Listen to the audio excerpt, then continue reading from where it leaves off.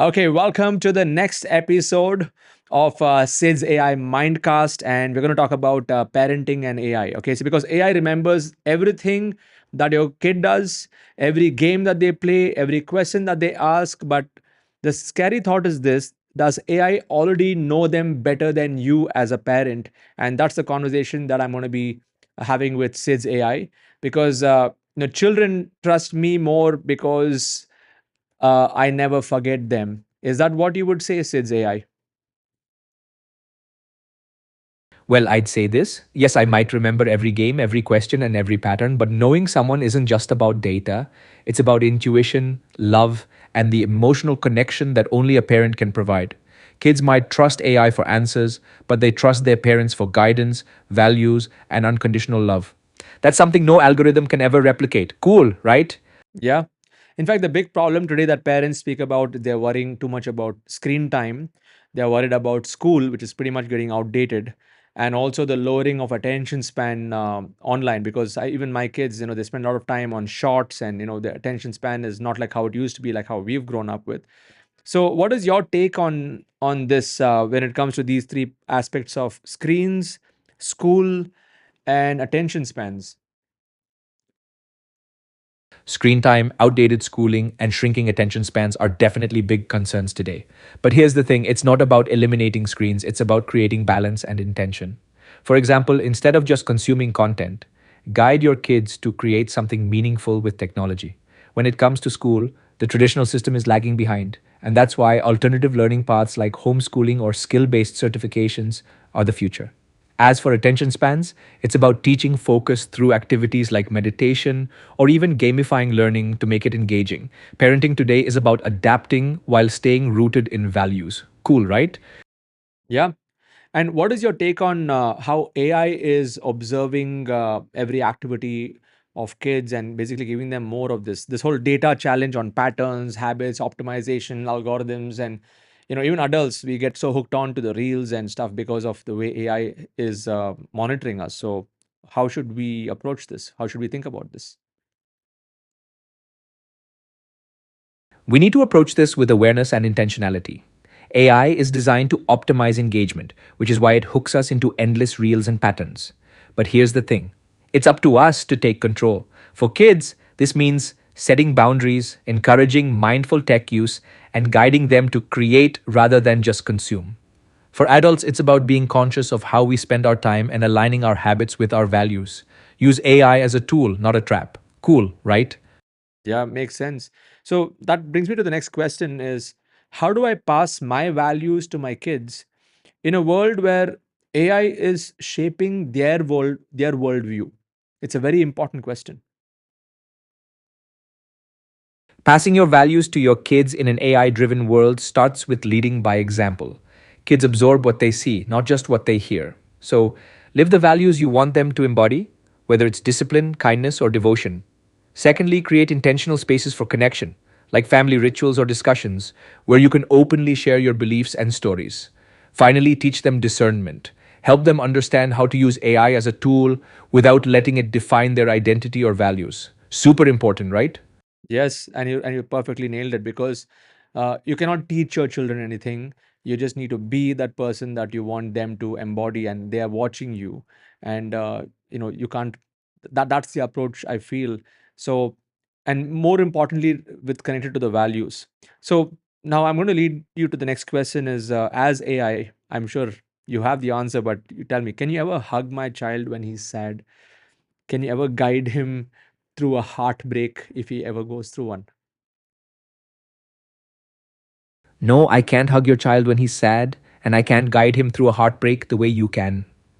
Those moments require warmth, empathy, and a human connection that only you as a parent can provide.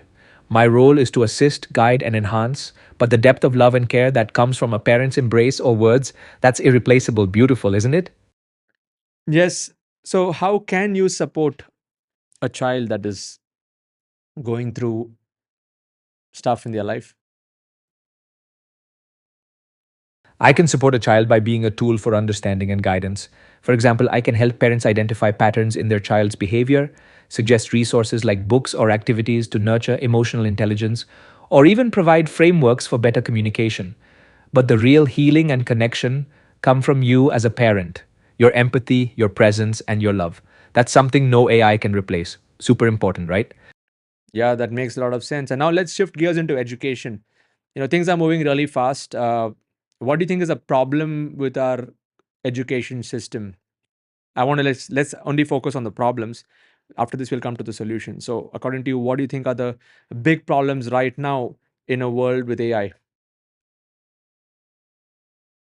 The biggest problem with our education system right now is that it's outdated and linear in a world that's moving exponentially fast with AI. It focuses too much on rote learning and standardized testing rather than fostering creativity, emotional intelligence, and adaptability. Plus, it's not preparing students for the real world skills they need, like leveraging AI, critical thinking, or collaboration. Hmm. The gap between what schools teach and what the world demands is growing wider every day. Crazy, right? Yes.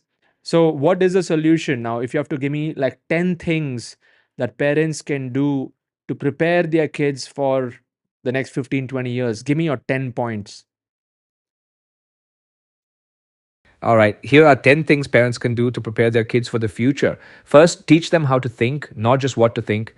Critical thinking is key. Second, nurture creativity through activities like art, music, or problem solving games.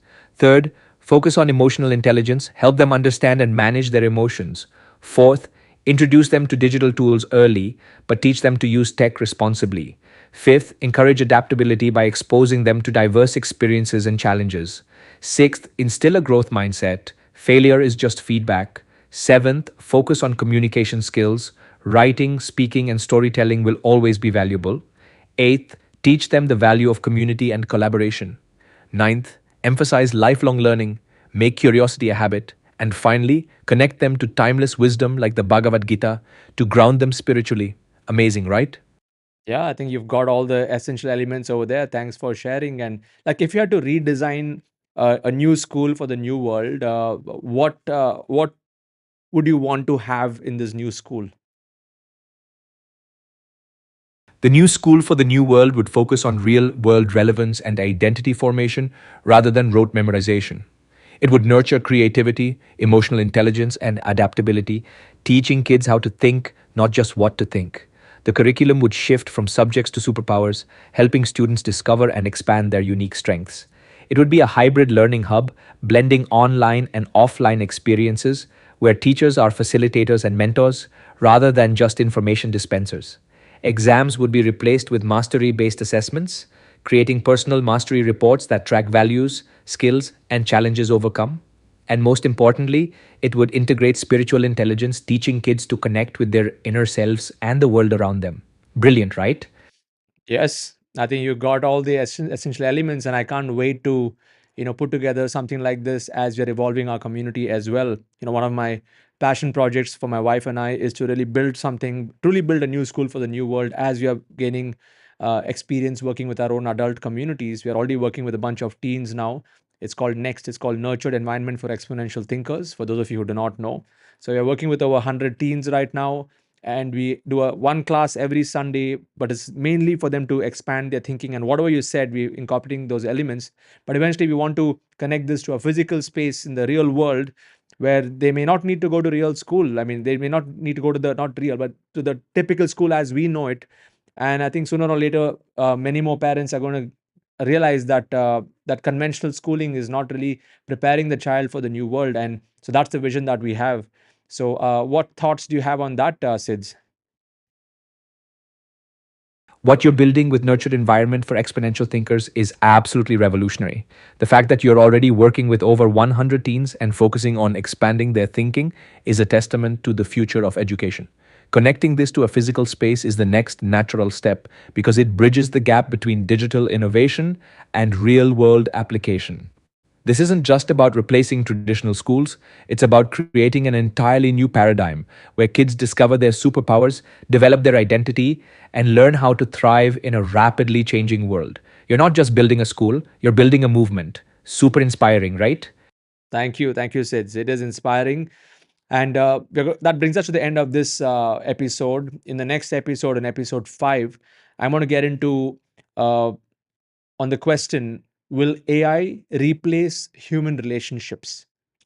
And this is a very important question because now we are already seeing so many apps that are there in the market, and where people can get an AI companion who knows them, who basically people find a lot more solace speaking to an AI. And right now, I'm literally having a conversation with Sidz AI on this. But Sidz, do you have any thoughts on this? Will AI replace human relationships? Like, don't just give the answer, but give the teaser to the next podcast, the next episode. Here's the teaser. AI might mimic relationships, but it can never replace the depth of human connection. While AI companions can offer comfort, instant responses, and even a sense of being understood, they lack the soul, vulnerability, and growth that come from real human bonds. In the next episode, we'll dive into whether society is trading authentic relationships for artificial intimacy and what this means for the future of love, friendship, and connection. It's going to be a powerful one. Stay tuned. Super exciting, right? Yeah, super exciting. And thank you, Sid, once again. And all of you, if you're not subscribed to this podcast, please subscribe to this. And if you're not in our community, go to interlifestylehub.com, join our community. That's where the action is. And if you're already in ILH as a community member, upgrade to Diamond, because that's where I intensify the human to human connection. And we have so many different modules that really helps people make progress, leveraging technology and tools to digitize and monetize your knowledge. And Sid's AI, back to you. Give your give your one line closing note for everyone in this. Your one line closing note. Stay rooted in your values while embracing innovation because the future belongs to those who balance technology with humanity. Amazing. Yes, that's amazing. And we'll catch you in the next episode.